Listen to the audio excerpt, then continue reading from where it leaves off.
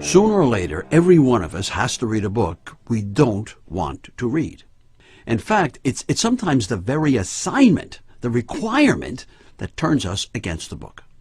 We might know absolutely nothing about the book, except we don't want to read it. Nonetheless, we must read it. Our very job or grade may depend on it. All these factors are going to make the book that much more difficult, unless we can find a way to make it more bearable. Otherwise, you'll postpone the reading until either you fail the assignment or you turn to stone like this guy. So here's a formula for making it easier to read a book you don't want to read. I thought of it the other day when some tree surgeons came to my house to remove a towering 80-foot pine tree next to my house. To be more exact, it was a leaning pine. As you can see here, it was leaning and endangering my roof, my fence, my neighbor's tool shed, and another neighbor's fence and garage. As much as we all hated to sentence that old pine to death, there was too much riding on its tilt, especially when we thought about the weight of the snow that would be riding on it in another month. If we didn't take the tree down, Mother Nature might do it for us. And quite frankly, sometimes she's a little messy when she takes things down. So like that book you don't want to read, the tree had to be taken down. But because of its position tucked between the three houses, it had to come down very carefully. So we called the tree surgeons from the Paul Bunyan Wood Company. That actually was the name of the company, appropriately enough. Wait a minute. What does this have to do with your reading that dumb book you don't want to read? Bear with me here for a few more seconds. Tree surgeons never take down a tree this size all at once. They take it down piece by piece. By the same token, few people read an entire book in one evening or one sitting. They read it in pieces or sections, except, of course, for dumb people who think they can read and digest the whole book in one night. The night before the report or the assignment is due or the test is to be taken. Watch. The tree surgeons arrived with their crane and equipment, and the first thing they did was to stabilize the truck. The truck that would hold the crane, that would hold the bucket, that would hold the tree surgeon. They made sure they were on stable ground. When you're reading, you need to stabilize yourself first. Unfortunately, too many folks think that means getting as comfortable as possible, like this guy, which often puts you to sleep. Here's a fact. When the feet are elevated to the same level as the heart pumps less oxygen to the brain, and that brings on drowsiness. The lesson here, get comfortable and stable, but not too comfortable, and keep those feet lower than your heart if you want to stay awake. The next thing the tree surgeon does is cut away the lower part of the tree's branches, one by one. Basically, what he's going to do is break the tree into sections and bring it down section by section. And that's the approach you can take with a book that you don't want to read. Read a chapter today, another tomorrow, and then the day after. If the chapters are long, break the 200 pages into 5-page, 10-page sections. In less than a month, you'll have it read. See that bucket the tree guy is using to maneuver in and around the pine tree? That's a whole lot safer and easier than the old climbing boots they had to use when they were climbing the tree.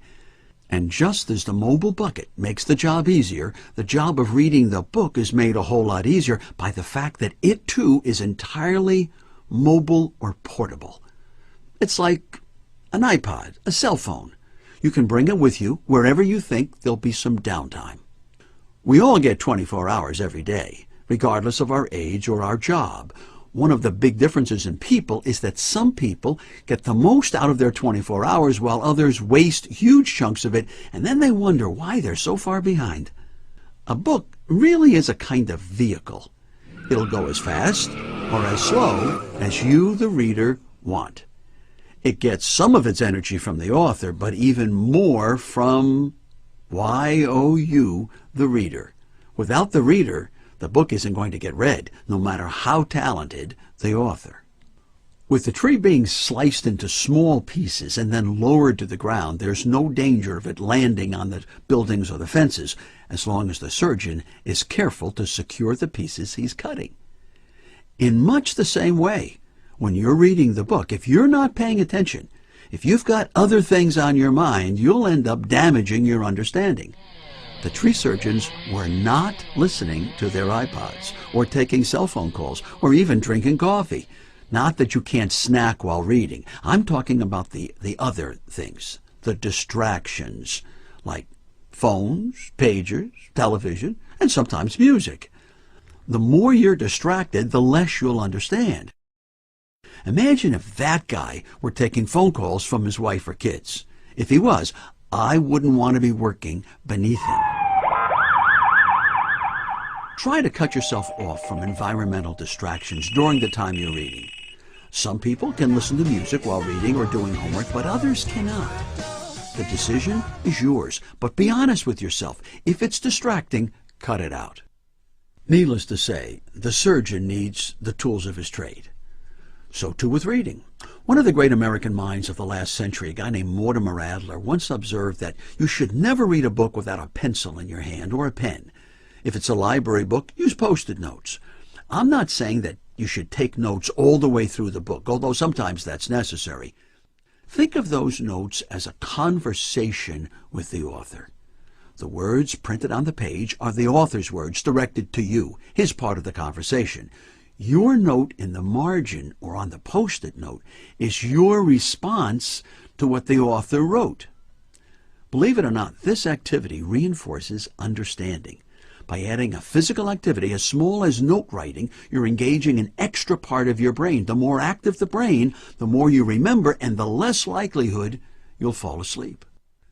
That note-taking helps you digest the reading, much the way the tree surgeons take those branches they've trimmed and feed them into a wood chipper device that turns it all to sawdust and chips. The more you think about whatever you read, the better you can turn it into memory and ideas. When the surgeon was on the lower branches, he couldn't see much of the surrounding area, could he? But the higher he climbed, the more he saw. The same thing happens in a book. We're often confused in the early pages or chapters, not always sure of who's who and what's what, but the more we read, the more the plot and the characters come into focus. Just as the tree guy can't expect instant results, the reader shouldn't expect to understand the whole book by chapter 2. After all, a good author wants to keep you in some suspense. One of the best lifetime habits you can develop is reading in bed. I know that seems to contradict what I said earlier about the feet being level with the heart, but hear me out. When you read in bed, usually it's not for comprehension. This is reading done to relax you, to help you slip into a good night's sleep. Pure pleasure. You could call it a kind of night school. You're training the brain to associate reading with a non-threatening, pleasurable experience. That's great training. I might add, the brighter the bulb in your reading lamp, the longer you can read without your eyes growing tired. So, if you're interested in falling asleep easier and earlier, keep the light or the bulb turned to the dimmer setting when you read. Out of bed, the brighter the bulb, the less work your eye muscles have to do and the less tired they get. Simple. In summary, when you've got a book to read you don't want to read, approach it like that old leaning pine tree. Take it down, piece by piece, branch by branch, chapter by chapter, or page by page. You'll be surprised how much easier it is than waiting until the night before the assignment is due or the test must be taken.